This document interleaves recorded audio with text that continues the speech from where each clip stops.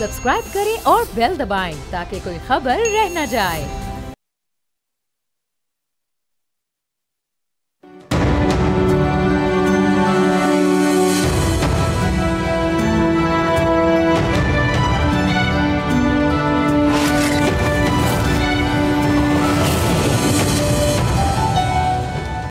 पाकिस्तान तहरीक-ए-इंसाफ हुकूमत से गैर मशरूत मुज़ाकरात पर तैयार हो गई है। इससे पहले पीटीआई ने हुकूमत से मुज़ाकरात के लिए टीम का ऐलान किया था और 2 मुतालबात पेश किए थे, मगर अब बैरिस्टर गौहर 9 मई और 26 नवंबर के पुरतशद्दुद वाक़यात को भुलाकर आगे बढ़ने की पेशकश कर रहे हैं। पीटीआई ने पार्लियामेंट से इस अमल में किरदार अदा करने का मुतालबा किया है। इस हवाले से गुज़िश्ता रोज स्पीकर कौमी असम्बली से असद कैसर और वजीर आजम की मुलाकातों को अहम करार दिया जा रहा है, लेकिन दूसरी तरफ हुकूमत इस सारे अमल को डाउन प्ले करने में मसरूफ है।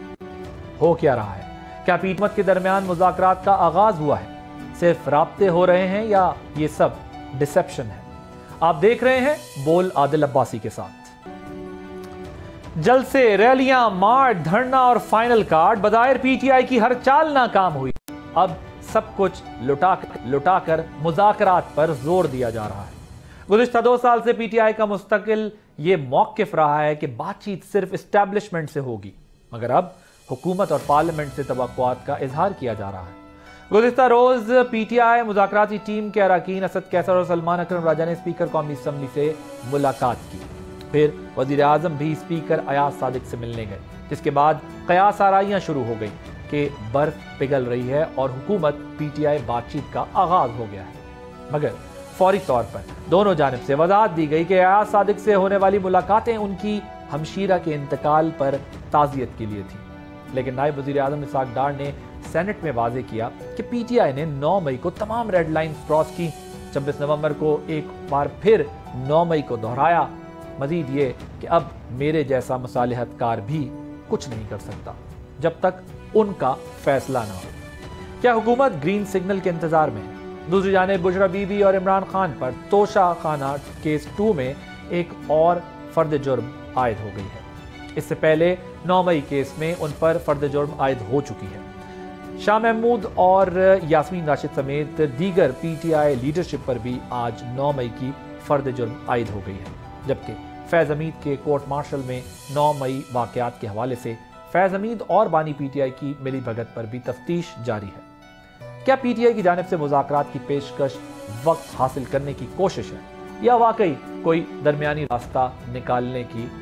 इस तमाम मामले पर आज हम बात करेंगे। इसी पे बात करने के लिए इस वक्त हमारे साथ मौजूद हैं राना एहसान अफजल साहब, कोऑर्डिनेटर हैं वज़ीर आज़म पाकिस्तान के, पाकिस्तान मुस्लिम लीग नवाज से ताल्लुक़ है। नईम हैदर पंचोता साहब रहनुमा पाकिस्तान तहरीक-ए-इंसाफ के, और कादर मंदुखिल साहब रहनुमा पाकिस्तान पीपल्स पार्टी के। आप तीनों का बहुत शुक्रिया। मुझे ये बताइएगा कि ये जो मुज़ाकरात हो रहे हैं, मैं 1 बाय 1 तीनों से फ़िलहाल यही सवाल करूँगा कि राना साहब मुझे ये बताएं कि जो पीटीआई और हुकूमत का मुज़ाकरात का दौर हो रहा है, ये वाकई आपको पीटीआई संजीदा लग रही है मुज़ाकरात में, या फिर ये कोई आई वॉश करने जा रहे हैं? बिस्मिल्लाहिर्रहमानिर्रहीम। बहुत शुक्रिया।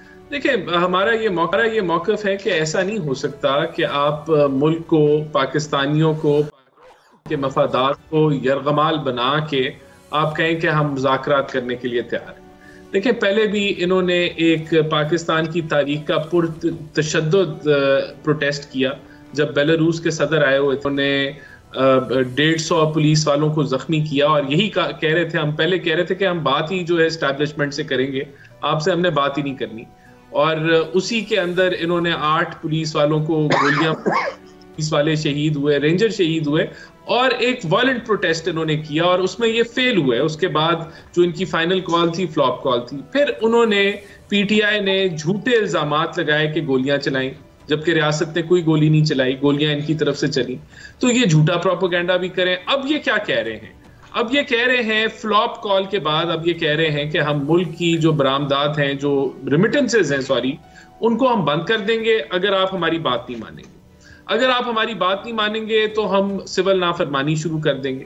तो देखिए कब तक रियासत और हुकूमत जो है इन चोंचलों को जो मुल्क के मफादात के खिलाफ काम कर रहे हैं, हर थोड़ी देर बाद ये कहें कि जी अगर आप ये हमारी बात नहीं मानेंगे तो हम मुल्क को इस तरीके से नुकसान। लेकिन राणा साहब अब तो वो आपको कह रहे हैं कि हम अनकंडीशनल आपके साथ बात करने को तैयार हैं, क्या आप अभी भी डाउट कर रहे हैं इनकी इंटेंशन को? नहीं, अनकंडीशनल तो नहीं है ना। सिविल नाफरमानी की थ्रेट जो है वो सामने है और इन थ्रेट्स के तहत और झूठे प्रोपेगेंडा के अब होते हुए और ये जो गौहर साहब कह रहे हैं कि कोई कंडीशन नहीं है हमारी, 9 मई को भी भूलें आगे बढ़ें, बस मुआवजा दें, 26 नवंबर को भी भूलें, 24 नवंबर को आगे बढ़ें, तो वो जो कह रहे हैं वो तो इशारा दे रहे हैं, वो कह रहे हैं आगे बढ़ें बात करने। देखें ये जो अभी इन्होंने 150 जख्मी किए हैं, हम भूल के आगे बढ़ें।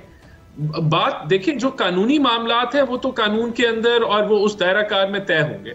अगर इनकी कॉल नहीं है, अगर इन्होंने सिविल नाफरमानी की कॉल खत्म कर दी है तो फिर बिल्कुल इनके साथ बैठा जा सकता है। हुकूमत के दरवाजे बंद नहीं है, हुकूमत के दरवाजे खुले हैं। लेकिन मुझे नहीं लगता, ये आपने अभी खबर सुनाई है कि वो अब कह रहे हैं कि हम सिविल नाफरमानी नहीं करेंगे। अभी तक तो इनकी कॉल मौजूद है, लेकिन अगर ऐसा है तो ये बड़ा खुशाइन अमल है। और फिर तो बिल्कुल जो है, अगर कोई इन्होंने कोई धमकियां नहीं लगाई हुई, धमकियां खत्म कर दी हैं, तो फिर बातचीत की जा सकती है, कोई ऐसी बात नहीं है। लेकिन अगर धमकियां मौजूद है, मसला ये है कि आप मुज़ाकरात की कोशिश भी कर रहे हैं, बिहाइंड द डोर बातचीत भी चल रही है, लेकिन हुकूमत को आप पे अब ट्रस्ट नहीं है। आप एक तरफ वो कहते हैं धमकी लगा रहे हैं, दूसरी तरफ आप मुज़ाकरात की बात कर रहे हैं, लेकिन आप पहले भी पुरतशद्दुद वाक़यात और एहतजाज करते रहे, तो लिहाजा हुकूमत बज़ाहिर ऐसा लग रहा है आप पे ट्रस्ट करने को तैयार नहीं। बहुत शुक्रिया, आपने मौका दिया जी। देखें, पहली बात यह है कि खान साहब ने कॉल दी और कॉल के अंदर वाज़ेह 2 डिमांड रखी। वो 2 डिमांड्स, एक 26 और 9 मई के ऊपर जुडिशल कमीशन और हमारे सियासी कैदी जितने भी हैं उनकी रिहाई की बात की। अदरवाइज उन्होंने कहा कि हम सिविल नाफरमानी की तरफ जाएं। देखिए, बात यह है ना कि आपके पास किसी भी जगह पर, किसी मुल्क में चले जाएं, आपके पास ऑप्शंस हैं जी कि कहीं पर अगर कोई गलत काम हुआ है, कोई जुल्म हो रहा है, कोई धांधली है, जमहूरियत पर हमला है या आइन को डीरेल है, जो भी चीज चल रही है, तो आपके पास ऑप्शन है कि आप लीगल रेमेडी अवेल करें। दूसरा आपके पास ऑप्शन है कि आप पॉलिटिकली प्रोटेस्ट करें, एहतजाज करें, या जो भी तरीकाकार इख्तियार करें। हमने दोनों तरीकाकार जो हैं वो अडॉप्ट किए।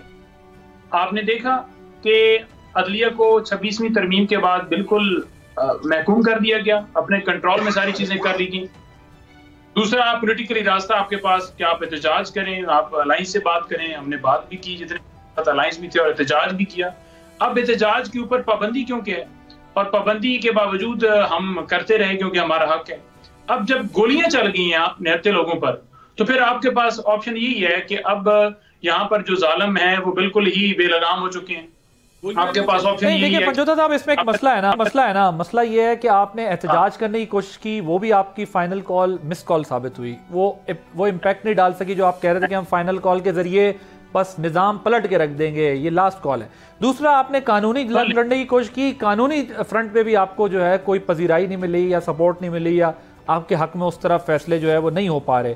सो इन दोनों चीज़ों को मद्देनजर रखते हुए आपने अब तीसरा रास्ता लिया, जिसके जरिए आपने बिहाइंड द डोर कोशिश कर रहे हैं आपके मुज़ाकरात करें, वहाँ भी ट्रस्ट डेफिसिट है। और जो बात फिर इसका मतलब हुकूमत कर रही है कि कल गौहर साहब on the floor of the house ये कह रहे थे कि जी हम जो है वो बात करने को तैयार हैं गैर मशरूत, और साथ में उन्होंने ये भी कहा बस 9 मई हो, 24 नवंबर हो, मिट्टी डालें, आगे बढ़ें। लेकिन हुकूमत का कहना यह है कि नहीं जी, किसी भी वक्त अडियाला से एक मैसेज आएगा और ये सब दबड़दूस हो जाएगा, ये सारा मुज़ाकरात का प्रोसेस फारिग हो जाएगा और आप लोग फिर वहीं खड़े हुए होंगे, तो हम आपसे क्या बात करें। इस पर क्विक रिस्पॉन्स है। मैंने फिर मंदोखेल के पास जाना है। मंदोखेल साहब, क्योंकि पीपल्स पार्टी के साथ भी आपकी कोई मामलात नहीं चल रहे, तो इसलिए मैं जरा उनसे पूछना चाहता हूँ कि वो आपको कैसे देख रहे हैं। देखें, मैं गुजारिश की कि अदलिया का जो रास्ता था उसमें तो अमेंडमेंट करके इन्होंने सारा कर लिया, अपनी मर्जी के जजेस लगाना करना, सारा अपने फैसले अपनी मर्जी के मुताबिक कराना। एहतजाज वाला जो ऑप्शन है, आपने कहा है कि मिस कॉल होगी, बिल्कुल मिस कॉल नहीं होगी। मुझे कोई ऐसा आदमी लेकर आ जाए जो 2 मिनट भी गोली के सामने खड़ा हो सकता हो, 1 मिनट भी खड़ा हो सकता हो। अच्छा, मैं पंजोता बसद एहतराम, इनकलाब ऐसे नहीं आते सर। इनकलाब में आपको गोली, डंडे, बंदूक, टैंक सबके आगे खड़े होना पड़ता है। इनकलाब ऐसा थोड़ी होता कि अगर गोली चल गई तो इनकलाब कह रहा है मैं आज जा रहा हूं। ये बात दुरुस्त है कि गोली जो है वो चाहे आपके ऊपर चले या आपके लोग किसी के ऊपर चलाएं, ये पुरतशद्दुद एहतजाज या पुरतशद्दुद तरीका हुकूमत ना इख्तियार करे ना आप करें कि ये पाकिस्तानी हैं सारे। मैं एग्री करता हूं कि एक भी पाकिस्तानी का नुकसान पाकिस्तान का नुकसान है, किसी एक जान का नुकसान भी इंसानियत का नुकसान है, लेकिन इनकलाब ऐसे नहीं आते। वह जरा पीपल्स पार्टी की तरफ जाने दें, क्योंकि इन्होंने तो जेलें, फांसियां, गोलियां, ये सब कुछ भुगताया हुआ है। मंदोखेल साहब, अब मसला किधर है? अब अगर पीटीआई कोई रास्ता मांगना चाह रही है तो ये हुकूमत उस पर ट्रस्ट भी नहीं कर रही, और फिर आप लोगों के भी पीटीआई के साथ कोई मुज़ाकरात या मामलात इस सतह पे नहीं चल रहे कि किसी तरीके से इनको आप मेन स्ट्रीम के अंदर वापस लाके निज़ाम को आगे चलाएं। मंदोखेल साहब। आदिल भाई, पश्तो में कहावत है कि बुढ़िया को किसी ने शादी पे नहीं बुलाना था, उन्होंने कहा मेरा बिस्तरा जो ना वो सरदार के घर बिछाना। मेरा बातचीत को तैयार नहीं है, ये कहते खान साहब की डिमांड है, ये कहते हैं खान साहब की डिमांड। ओ भाई, कौन सी डिमांड? मैंने आज नहीं, आज से 3 महीने पहले, 6 महीने पहले, जितने भी शायद नहीं बजूता साहब मेरे साथ थे, मैंने उस वक्त भी कहा था कि ये जनरल गैंगस्टर फैज हमीद, जिसने पीटीआई को पाकिस्तान पे मुसल्लत की है और जिसने अपने आप को ताहयात आर्मी चीफ और इमरान खान साहब को सदारती निज़ाम के तहत सदर ताहयात बनाने का जो प्लान बनाया था, फौजी बगावत जिसमें शामिल थी, जिसमें इन तमाम फौजी तनसीबात पे हमले और ये सब चीज़ उनको 2 जूते पड़ गए और उन्हें तो तोते की तरह बोलना शुरू कर दिए कि भाई मैं अकेला नहीं था। तो ये सारी जो ये 5 रुकनी कमेटी है, ये उस चीज़ की निशानदेही है। ये कोई नहीं है। ये गौहर खान साहब, आपने जिक्र किया कि उन्होंने कहा कि भाई कोई शर्त नहीं है। नहीं, बजोता साहब कहते हैं हमारी 2 शर्तें हैं। ये शर्तों मुर्तों से आगे अभी घुटनों का हाथ लगाने पे आ जाएंगे, वो क्या अच्छी बात है। मैं ये कहूंगा क्योंकि कल तक ये गालियां दे रहे थे, पता नहीं किस किस नाम से पुकार रहे थे हमें और मुस्लिम लीग नून को। आज वो मुज़ाकरात पे आ गए, आज वो खलाई मखलूक और वो जो कहते हैं ना कि बातचीत करनी है तो फौजियों से, फौजी अदालत पसंद नहीं है, सिविलियन से बात नहीं करनी है मगर सिविलियन अदालत पसंद है। तो ये आहिस्ता आहिस्ता आपको आइंदा चंद दिनों में मजीद जब जनरल गैंगस्टर जो ना उनके ऊपर गहरा तंग हो जाएगा तो ऑटोमेटिकली ये गहरा जो ना वो दायरा इन तक भी जाएगा। आप ये कह रहे हैं कि खौफजदा हो गए, क्योंकि जिस दिन पहले दिन ये खबर निकली है, खैर हम तो सब बात तो कर रहे थे इसके ऊपर कि ये खबर आनी है किसी भी वक्त, लेकिन जिस दिन ये 2 दिन पहले ये खबर बाहर आई है तो मैं तो उस वक्त भी यही बात कर रहा था कि सिर्फ उसमें मसला ये है कि एक नाम नहीं है खान साहब का, पीटीआई की दीगर लीडरशिप के लोग भी हैं इसमें और भी कई नाम आएंगे। ये अगर आगे चला, दायरा वसी हुआ तो इसमें फिर और पीटीआई से आगे हटके भी कई लोगों के नाम आ जाएंगे, चाहे वो किसी भी फील्ड के लोग हों। सो अभी सवाल ये है कि वो जब ये कहते हैं कि जी हमें तो जनरल फैज से नुकसान हुआ है, तो आप कह रहे हैं मंदोखेल साहब कि ये गलत बयानी कर रहे हैं। वो तो कहते हैं हमें उल्टा नुकसान पहुंचा है इनके इस प्रोसेस से। देखिए, पहले दिन जब ये जनरल गैंगस्टर पकड़ा गया तो उन्होंने ये कहा इमरान खान साहब ने कि इनका जो है ना ये कौम का असासा है। फिर दूसरी मरतबा बोला कि इनको ओपन ट्रायल होना चाहिए। तीसरी मरतबा बोला हमारा से कोई ताल्लुक नहीं। जो अभी आप बयान फरमा रहे हो ये तीसरा बयान है इनका, और आगे चल के मजीद गालियां भी देंगे कि ये जर्नल में तो हमने फंसा है, लेकिन वो जर्नल ने अपने आप में तो नहीं किया। 3 कोर कमांडर हाउस पे मैंने असेंबली में स्पीच किया, राणा साहब को याद होगा, मैंने असेंबली में स्पीच की है कि ये कोर कमांडर लाहौर के साथ ये मिले हुए थे, ड्राइंग रूम के अंदर इनके फुटेज आ गई है। असेंबली के फ्लोर पे स्पीच में कर चुका हूं। आज 3 कोर कमांडर हाउस पे उन्होंने जो हमले करने थे वहां धरना देना था तो फौजी बगावत लाना था। तो क्या ये जनरल फैज गैंगस्टर ने ये अकेले करना था? ये सिर्फ इमरान खान साहब के लिए फौजी तनसीबात पे हमले उसने खुद की है या पीटीआई के वर्करों से कराया? तो ये सारी चीजें तो वैसा जा रही। दूसरी बात, आपने इनकलाब की बड़ी खूब, आखिरी बात, आपने इनकलाब की बड़ी खूब मिसाल दी है। इस शख्स ने बड़ी बड़ी मुझे बड़ी बड़ी जुल्फे रखने, अपने आप को बड़ा बहादुर समझता है, और वो साथ में जो बुशरा बीबी के मैं आखिरी औरत होंगी जब यहाँ से जाऊंगी तो वो पहली औरत साबित हो गई है। तो मेरा सवाल ये है कि आपने मासूम पश्तूनों को अपने इक़्तिदार के बलि क्यों चढ़ रहा है? आपने मासूम पश्तूनों को गोलियों के सामने क्यों छोड़ा जब आप खुद भागे? आप तो सर पे कफन बांध के आ गए कि हम नहीं आए तो हमारा जनाजा पढ़ लेना। तो वो जनाजा भी हम उन गरीबों को पढ़ेंगे, उन मासूम लोगों को जो आपने अपने इक़्तिदार की जो है बलि चढ़ा है। तुम ये समझ लो। और दूसरी बात, ये खुद ये जो पुख्तनख्वा में आल पार्टी कॉन्फ्रेंस में हुआ, वहां बकायदा एक मुद्दा ये भी था कि इस्लामाबाद में मासूम पश्तूनों की गिरफ्तारी जो है ना वो की मजम्मत करते हैं। उसमें मुस्लिम लीग उनकी क़यादत मौजूद थी, अमीर मुकाम साहब मौजूद था। तो वो जो एक उन्होंने जो एक प्रेस रिलीज जारी की उसमें एक मुद्दा ये भी था। तो मैं समझ रहा हूँ पश्तूनों को कत्लेआम या पश्तूनों को तंग करना दोनों ने किया है, चाहे हुकूमत ने इस्लामाबाद में किया है, चाहे पीटीआई ने जो ना उनको इस्लामाबाद ला के उनको गोलियों के सामने छोड़ के और खुद बात ओके। राणा साहब, आप लोग किस तरह देख रहे हैं ये जो कमेटी बनाई है इन्होंने, पीटीआई ने 5 मेंबर कमेटी बनाई है?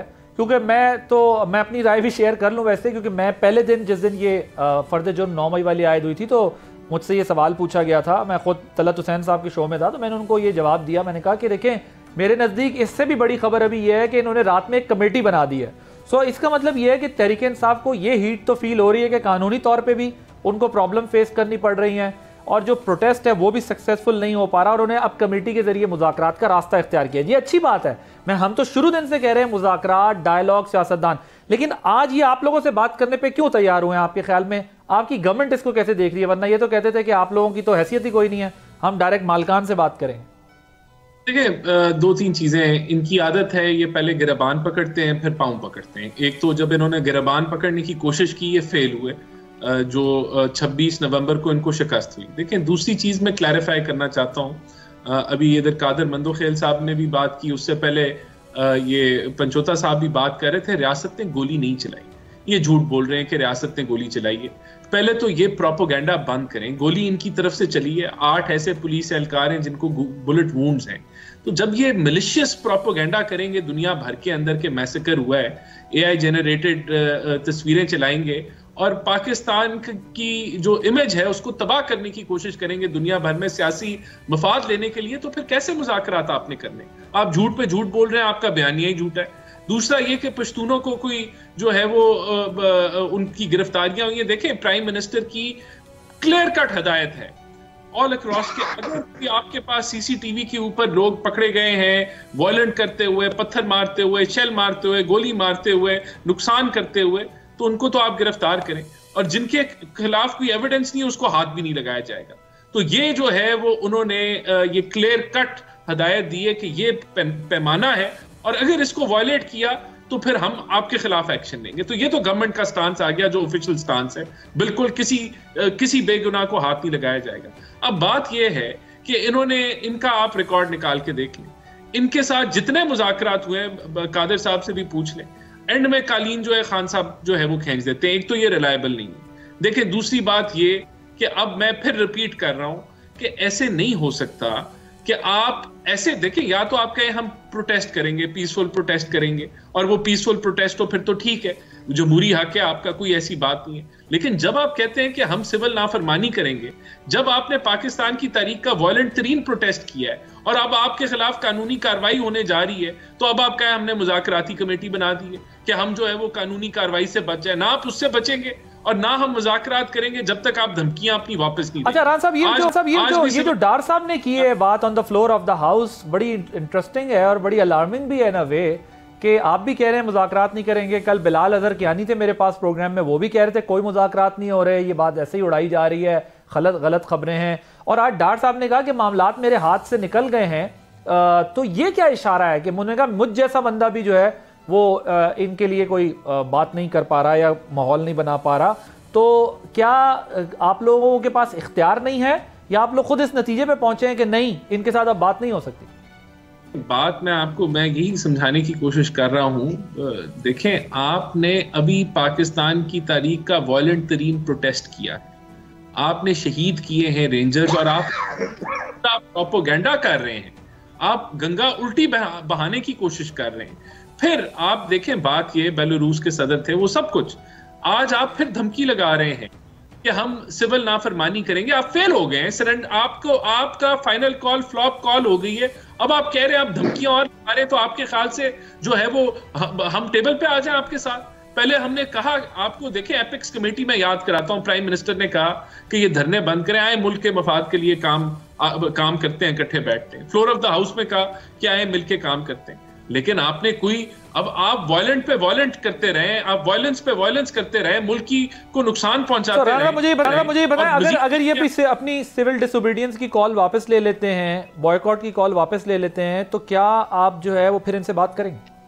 मुख्तसर अगर मेरे ख्याल से रास्ता खुलेगा, बिल्कुल खुलेगा। राइट। और मैं फिर रिपीट कर रहा हूं कि गवर्नमेंट के दरवाजे बंद नहीं है, गवर्नमेंट के दरवाजे ओपन है, लेकिन धमकियां दे कि आप मुल्क के मफादात को, हमें तो नहीं, देखिए पीएमएलए को कोई नुकसान नहीं है अगर रेमिटेंसेस जो है वो बंद हो जाए, ये तो मुल्क का नुकसान है, ये तो कौमी नुकसान है।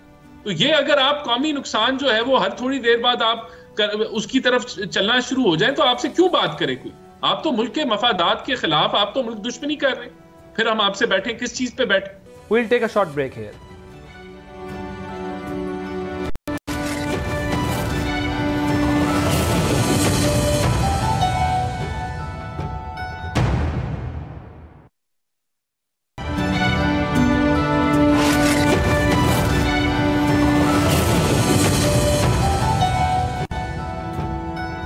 Welcome back. सर वो पंजोता साहब वो कह रहे हैं हम आपके साथ किस चीज़ पर बैठे हैं, आप धमकी भी लगा रहे हैं, सिविल नाफरमानी की भी बातें कर रहे हैं, आपकी बात का भी भरोसा नहीं है वो कहते हैं, और फिर उसके बाद आप मारदाड़ करें और हम आपसे बात करें। बज़ाहिर मुझे ये इंप्रेशन मिल रहा है मंदोखेल साहब भी, पीपल्स पार्टी भी आपसे मुतमईन नहीं है, हुकूमत तो खैर अब वो उनको मौका मिला है क्योंकि आपके केसेस, आपके मामलात बड़े क्रिटिकल होते जा रहे हैं, लेकिन आपके जो इत्तेहादी हैं दीगर, जैसे आप इत्तेहादी से मुराद नहीं ऑपोजिशन की जो जमातें हैं, मौलाना साहब को भी आपने जो है वो जब 26वीं तरमीम से निकले फिर थोड़ा थोड़ा क्रिटिसाइज करना शुरू किया, फिर महमूद खान साहब आपके साथ थे, तो ये तमाम लोगों के होते हुए आपने इनको भी ऑन बोर्ड नहीं लिया, तो हुकूमत तो मजे में है, वो आपसे कैसे जो है वो बातचीत करेगी? थोड़ा सा मुझे टाइम दीजिएगा क्योंकि काफी हमारे हवाले से दो फरीक बैठे हुए थे, मैं एक हूँ और उधर दो बैठे हुए हैं। एक हमारे लिए ऑनर की बात है कि खान साहब उस जगह पर खड़े हैं, अपने असूल पर खड़े हैं कि उन्होंने बताया था कि सारे जितने भी करप्ट हैं ना, ये चोर सारे, जब भी कोई मुनसिफ आता है तो सारे चोर इकट्ठे हो जाते हैं। तो इनकी यही मिसाल है कि जो सारी जिंदगी एक दूसरे को चोर चोर कहते रहे, कातिल कातिल कहते, और एक टाइम आया कि जहां पर इमरान खान ने इन सबको इकट्ठा कर दिया, तो मैं इनके जवाब दूंगा। ठीक, पहली बात यह है कि उन्होंने चौक के अंदर गोली चली, डी चौक के ऊपर जो स्टेटमेंट दी गई थी वज़रा की तरफ से कि यहाँ पर छट्टा मारा जाएगा, और यूं जनाब देखेंगे मैं एक छट्टा मारता हूँ साहब के ऊपर भी, मैं देखता हूँ कि कैसे वो खड़े होते हैं, बेशक 10 लाख बंदा लेकर आ, हम इनको बिल्कुल नहीं छोड़ेंगे। बिल्कुल ये समझिए कि 26 वाला वाकया जो है हम बुला कर आगे नहीं, हम बिल्कुल केस करने भी जा रहे हैं, हम इनके ऊपर केस करेंगे। ये इख्तिदार में आकर ये समझ रहे हैं कि बड़े, तो सर ये फिर गौहर साहब किसके लिए बात कर रहे हैं और किससे बात कर रहे हैं पंजोता साहब, जब वो कह रहे हैं आगे बढ़े, भूल जाएं, मुआवजा दें और मिट्टी डालें और आगे बढ़ें, ये किस होगा जो शहीद किए गए? तो आपके पास ये जो बात कर रहे हैं कोई मैंडेट नहीं है बात करने का, वो भी हमने रिकवर करने, और जो शहीद किए गए उनका भी खून बिल्कुल जो है वो हम जो है वो जाया नहीं होने देंगे, और बिल्कुल हम इनके ऊपर प्रोसिक्यूशन करने जा रहे हैं। इनके ज़हन में होना कि इक़्तिदार की आज़म वज़ीर आला बना बैठे, तो मुझे पंचोता साहब मुझे ये तो समझाए ना कि ये गौहर साहब क्यों कह रहे हैं कि मुआवजा दें, भूलें, 24 नवंबर को भूल जाएं, 9 मई को भूलें, आगे बढ़ें, ये किसको कह रहे हैं और उनके पास क्या मैंडेट नहीं है मुज़ाकरात का? देखिए 9 मई को भी हमारा नुकसान किया गया, हमारे लोग आज सर ये तो देखें ना, अब ये बात है, मैं सिर्फ ये पूछ रहा हूँ गौहर साहब क्या क्यों रहे, मेरा सवाल आपसे। उनकी एरिया के ऊपर मुकदमा, किसी बंदे को नहीं छोड़ा, 9 मई के ऊपर भी सबसे बड़े बेनिफिशियरी ये हैं। चले पॉइंट है, मेरा सवाल आपसे ये था कि गौहर साहब क्यों ऐसा कह रहे हैं। मंदोखेल साहब मुझे ये बताएं कि जो ISPR की प्रेस रिलीज है उसमें सिल्वर लाइनिंग क्या है, उसमें क्या आपको मैसेजिंग लगी है जनरल फैज हमीद के केस के अलावा जो है वो PTI के लिए भी? कि मैं तो पहले अर्ज कर चुका हूं कि मैं आज नहीं कुछ 6 महीने या 8 महीने से ये बात करता आ रहा हूं कि जुर्म अगर हुआ है तो जुर्म एक नहीं हुआ है, तो जुर्म एक नहीं हुआ है या एक आदमी ने नहीं किया है, उसके साथ गैंगस्टर जनरल फैज हमीद के साथ तो कोई ना कोई शामिल था। आप पंजोता साहब जितने इनकार कर दे, लेकिन जारी बात है जब उनको 2 जूते पड़े होंगे उसने तो नाम बता दिया होगा, ये मैं आज नहीं कह रहा हूँ, 6-8 महीने से कह रहा हूँ। अच्छा, फिर तो उसके बाद कह रहे हैं कि उन्होंने सबके नाम दे दिए, और वो जो प्रेस रिलीज की आप बात कर 100%, मैं तो आज नहीं कह रहा हूँ, मैं तो 6-8 महीने से मेरे साथ मंदोखेल साहब इंटरेस्टिंगली मैं कहता आ रहा हूँ क्योंकि अकेले में अपने जात के लिए नहीं किया। परसों मेरे प्रोग्राम में आर्मी चीफ बनना चाहता था, फौजी बगावत की सूरत। परसों मेरे प्रोग्राम में ब्रिगेडियर रिटायर्ड हारिस नवाज साहब भी ये बात कह के गए कि ये मुमकिन ही नहीं है कि अगर उन पे चार्ज फ्रेम हुआ हो तो उन्होंने ये सब कुछ ना बताया हो कि उनका लिंकेज क्या थे, उन किसके कहने पे कर रहे थे या किस तरह कर रहे थे, वो भी ये बात कह कर गए, और आप कह रहे हैं मैं 6 महीने से ये बात कह रहा हूं। मैं तो मेरे शो उठा के देख ले, बहुत सारों में तो पंजोता साहब था। दूसरी बात ये कि पंजोता साहब कह रहे कि मैं ये नहीं कहता, तो राणा साहब ने कहा कि मैंने कहा हुकूमत ने गोलियां चलाई, मैंने ये कभी नहीं कहा। मैंने ये कहा कि मासूम पश्तूनों को आपने डी चपला के खुद भागे गोलियों के सामने छोड़ दिया। अब पंजोता साहब कह रहे हम तो बड़े मासूम है। क्या गंडापुर के और इनके एक एमपी की तकरीर जिसने मशरकी पाकिस्तान का भी जिक्र किया है, जिसने ये कहा गंडापुर ने कि हमारे पास असला भी है, पैसा भी है, ताकत भी है, हम फिर दारुल खिलाफा पे चढ़ाई करेंगे। क्या पेशावर से लेके रास्ते में जगह जगह टिकटॉक बनाने वाले, क्या असला आपको दिखाई नहीं दिया? क्या आप लोगों ने नहीं देखा जो असला बार बार दिखा रहा है, बंदूक दिखा रहा है, क्लाशनकोव दिखा रहा है? तो डी चौक पे आके बगैर असले के कैसे हो गए? लेकिन फिर मैं ये कहूंगा पश्तून तो मर गए, मासूम लोग तो मर गए, खून किसके सर होगा? सबसे पहले मैं ये कहूंगा कि गंडापुर और बिशरा बीबी के सर पे, क्योंकि इन्हीं ने उसको गलत फैसला के लिया है। खुद मारा या किसी और से मरवाया, ये तो तहकीक की बात पता चलेगा। दूसरी बात मैं ये कहना चाह रहा हूं कि जब 9 मई के हवाले से ये बार बार कहते हैं, पंजोता साहब के साथ मेरे कई शो इस बारे में बात हो चुकी है। 9 मई में आज इनके एक वकील मेरे साथ, तो दूसरे शो में कह रहे मियाँ वाली से जो है ना वो हम बरी हो गए। भाई बरी हो गए तो मियाँ वाली एयरफोर्स पे आईएसआई के दफ्तर में जहाज जलाने पे तो किसने किया? और फिर ये जो कोर्ट कमांडर हाउस का या कर्नल शेर खान का मुजस्मा या शोदा की यादगारों को ये किसने जलाया? ये जो एहसान न्याजी है, जो उनका बांजा है इमरान खान साहब का, उसने तो जो पतलून ले रहा है वीडियो तो खुद बनाई थी ना। तो क्या पंजोता साहब उन सारी वीडियो का फॉरेंसिक का मुतालबा किए पिछले 1 साल से? नहीं किया है। जब नहीं किया है तो उसी पे कानूनी शहादत का आर्टिकल 164 ये कहता है कि ये एडमिसिबल है before any court of law, अगर वो असली है। असली यूं मैं मानता हूं क्योंकि आज तक किसी ने उसको चैलेंज नहीं किया। अच्छे वीडियो सीसीटीवी पे क्यों जोर दे रहे हैं? बाबा सीसीटीवी को एक तरफ छोड़ो, आपकी जो अपनी वीडियो है उसमें आप मुजरिम साबित हो रहे हैं, उसकी तो जरूरत ही नहीं पड़ेगी। हाँ वो भी तो आगे पिछले दिनों में, तो मैं ये समझ रहा हूं कि अभी जाके जो है ना वो मेरे ख्याल में या अगले 4 शो में तो आपको पंजोता साहब का रवैया जो आज है वो नहीं होगा। ये भी इंशाल्लाह मुफाहमत की तरह आएगा। ये भी उस तरह जब सूरज गरूब उठ रहा हुआ उनको नजर आएगा, या तो अलहदगी दाखिल इख्तियार करेगा या इनका लेजा ये होगा कि भाई हम तो सियासी। आपने शिबली फराज का नहीं सुना तकरीर? उसने कहा ये हमारे भाई है, कल तक वो कातिल थे, कल तक वो बदमाश गुंडे थे, आज भाई हो गए। तो ये भाई भाई प्यारे भाई और ये सारी चीजें आपको आइंदा चंद में नजर आ जाएगी।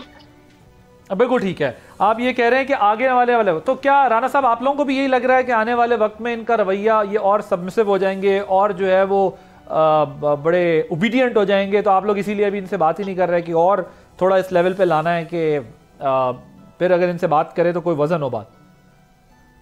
देखें बात यह है, आप इसे झूठ, प्रोपेगेंडा और वायलेंस को निकाल दें तो उनके साथ क्यों नहीं काम किया जा सकता?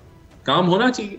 लेकिन जब आप प्रोपेगेंडा के ऊपर सियासत करेंगे, आप वायलेंस के ऊपर सियासत करेंगे, तो फिर मामला तो नहीं आगे बढ़ सकते। तो आप पीटीआई से झूठ को, प्रोपेगेंडा को और वायलेंस को निकाल लें तो बाकी जमात तो बिल्कुल ठीक ठाक है। राणा साहब मुझे अभी ये बताएंगे सच बताएंगे, सच क्या है? क्या मुज़ाकरात चल रहे हैं, कोई बातचीत चल रही है, कोई जो इत्तलात हैं कि अयाज सादिक साहब से मुलाकात सलमान अकरम राजा साहब की जो हुई है उसमें कुछ, या वैसे कोई जो मामलात कहीं किसी लेवल पे चल रहे हैं? अयाज सादिक साहब स्पीकर हाउस के, उनकी मुलाकात तो ऑपोजिशन मेंबर्स के साथ चलती रहती है। अभी कोई इनके साथ मुज़ाकरात नहीं हो रहे।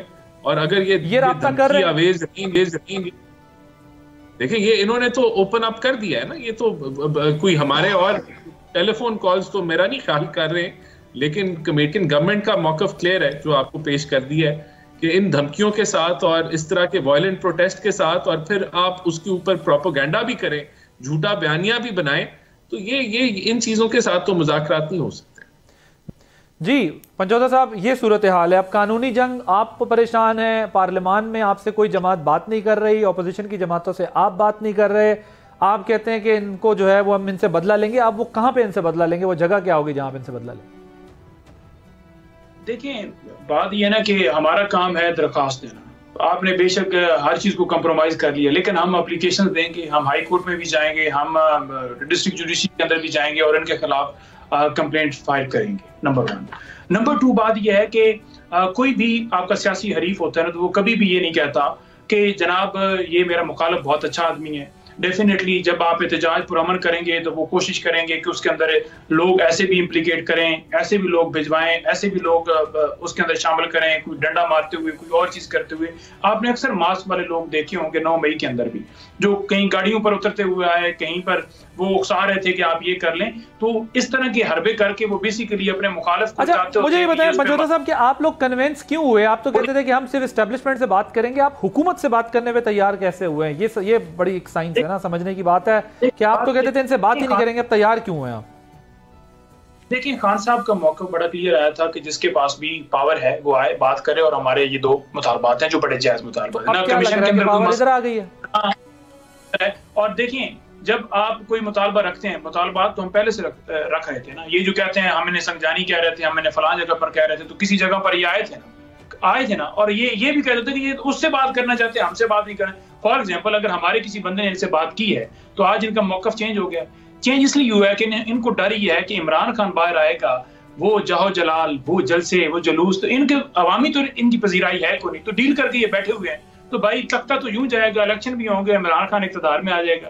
तो उस चीज से बचने के लिए दोबारा कि आप लोग पहले इनसे बात कर लेते, फिर आगे बढ़ते, ताकि लड़ाई ना इतनी बढ़ती, नुकसान ना इतना होता, मामलात यहाँ ना पहुंचते। फिर आप अगर इनसे चले शिकायत करते तो समझ आती। आपने कहा हम इनसे बात ही नहीं करेंगे पहले दिन से, और हम एस्टेब्लिशमेंट से बात, उन्होंने भी बात नहीं की, अब ये भी बात नहीं कर रहे। आपका नुकसान भी हो गया, मुल्क का नुकसान भी हो गया, हुकूमत का, मईशत का नुकसान भी हो गया। हमने हासिल क्या किया सारों ने इससे? हम पुरअमन हैं, हम कोई मुल्क का नुकसान नहीं करें, हमने पुरअमन एहतजाज किया। सर, जब आप रेमिटेंसेस बंद कराने की बात करते हैं तो वो मेरा, आपका, राना साहब का, मंदखेल साहब का नुकसान नहीं है, मुल्क का नुकसान है जी। जब आप रेमिटेंसेस को बंद करने की बात करवा रहे होते हैं तो तब पूरे पाकिस्तान, बतौर रियासत पाकिस्तान का नुकसान है, किसी पार्टी का नुकसान नहीं है, ना किसी हुकूमत का नुकसान है। जब आपके मुल्क के ऊपर जालिम हुक्मरान, एक नाजायज हुकूमत आ जाती है जो कि ना एहतजाज के ऊपर गोलियां चलाती है और अदालतों को बंद कर देती है, तो आपके पास ऑप्शन फिर कोई बचता नहीं है। तो लिहाजा नहीं, अब मसला ये है ना सर कि इसका ये मतलब तो नहीं है ना कि अगर आप सियासी तौर पर उनका मुकाबला ना कर सकें, आप एहतजाज में या पार्लियामान में ना कर सकें या कानूनी तौर पर ना कर सकें, तो आप मुल्क की मईशत कहेंगे बट्टा बंद कर दो ताकि मसला बंद। और मुल्क को जो पैसे आते हैं वो लोग तो अपने फैमिलीज को पैसे भेजते हैं, वो कोई डायरेक्ट मुल्क को तो नहीं भेज रहे होते, लेकिन जाहिर है उससे एक माशी तौर पे एक निज़ाम चलता है। लेकिन मैं जरा प्रोग्राम का वक्त खत्म हो गया। नहीं मैदर पंचोता साहब, thank you so much. Rana एहसान अफजाल साहब, आपका बहुत शुक्रिया। कादर मंदखेल साहब, आपका बहुत शुक्रिया। सियासी जमातें सियासत करें, पारदर करें, पार्लियामान के बाहर करें, लेकिन रियासत के और मुल्क के मफाद को नुकसान ना पहुँचाएं। अपने नफ़ा और नुकसान के लिए जो 24 करोड़ पाकिस्तानी हैं, उनके जो मफादात हैं उनको नुकसान ना पहुँचे। सियासत को सियासत की तरह करे, लेकिन अब क्योंकि पोलराइजेशन इतनी हो गई है, शायद वक्त लगेगा दोबारा चीज़ों को बहाल होने में। आपने प्रोग्राम देखा। आदिल अब्बासी को इजाज़त दीजिए। अल्लाह हाफ़िज़।